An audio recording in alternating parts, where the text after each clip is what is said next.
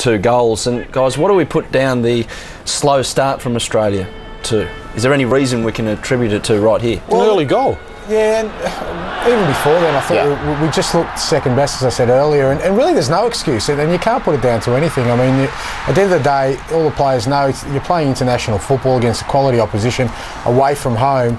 You just can't start off in second gear. You've got to be going flat chat from the start, and yeah, in the second half it showed when we lifted the tempo that we more than matched them, even in terms of possession, which is often very hard against some of the better nations. But in the first half hour, we just were second best, and that was the goal we copped, Bozza. Yeah, exactly. I mean, we gave them that goal. They didn't have to do anything really for that goal. We gave them that goal. Poor ball from Jason Kalina. Bad decision then by Stefan Nudo.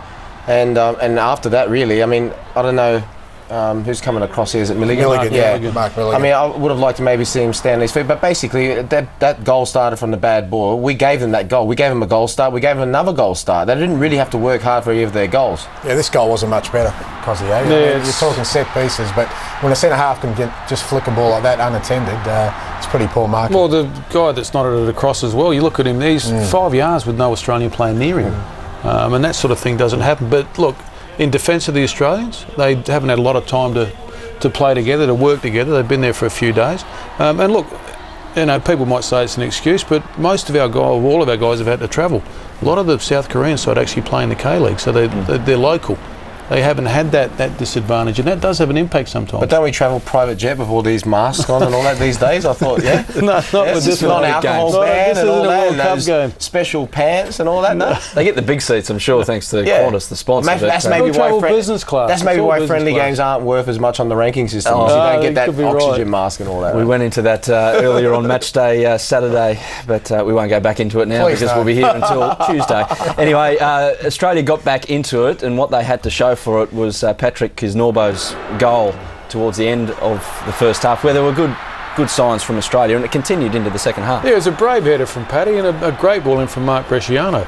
And, you know, the keeper's attempted it's one of those balls where a keeper, and Bozza, you know this, you attempted to come for it, you think you've got it, and all of a sudden, the guy's got gets across the front of you. If I had to give some advice, if it comes to that, the best thing to do is to punch the guy in the face, basically, because he won't be hitting the ball after that.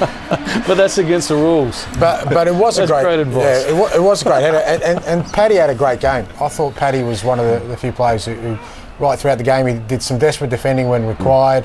Like I said, maybe for the third goal, a little bit at fault, but Paddy is a competitor. I've known him for a long time, and he's a real competitor, and that showed through in that goal. Stats, possession was with Korea 52%. After the first half, it went to 50%. The linesman was in an exceptional position. We have to trust the linesman. Not a bad ball from Park Ji-sung either. The guys in commentary were giving a fair rap, and we'll do it again here now because it's probably worth it, Ange. Ange was the one, he picked it. It was a super ball. I mean, Paddy Kisnorbo would be a little bit disappointed with his positioning there, Cozzy. Got caught a little bit square, but still was a super ball by Park. Oh, look, it was. He picked him out, and good strikers get between defenders. They get around the back of their centre-backs, and occasionally centre-backs do get caught a little bit square. I think Shane Stefanuto probably could have had a quick word to Paddy, but it came in too quick. It was a quality cross. It was. It was a